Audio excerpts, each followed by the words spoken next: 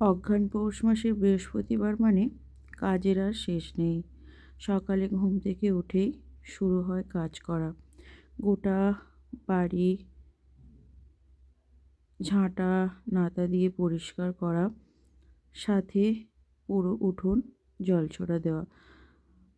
আমরা যারা গ্রামের দিকে থাকি, অঘ্রান পৌষ মাসের বৃহস্পতিবারটা একটু বেশি পালন করা হয়, মানে চারিদিক পরিষ্কার পরিচ্ছন্ন করে রাখা হয়। তাই খুব সকাল সকাল স্নান করে সমস্ত কাজকর্ম সেরে এখন চলে এসেছি পুজো করব।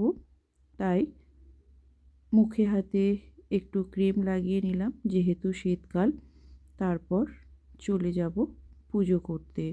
আমার তো সেরকম ঠাকুর ঘরও বলে এখনও কিছু হয়নি, তাই আমি যতটুকু ঠাকুর পেতেছি সেই ঠাকুরকেই মন থেকে পুজো করি।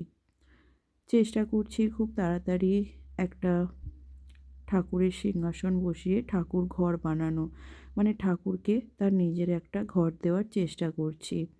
খুব তাড়াতাড়ি হয়তো সেটা বানাতে পারবো। যাই হোক, এখন যেটুকু ঠাকুর পেতেছি সেটুকুই পুজো করে নিলাম। আজকের এই ছোট্ট মিনি ব্লগটা এই পর্যন্ত। কেমন লাগলো অবশ্যই জানিও। ভালো লাগলে লাইক, শেয়ার অ্যান্ড সাবস্ক্রাইব করে দিও।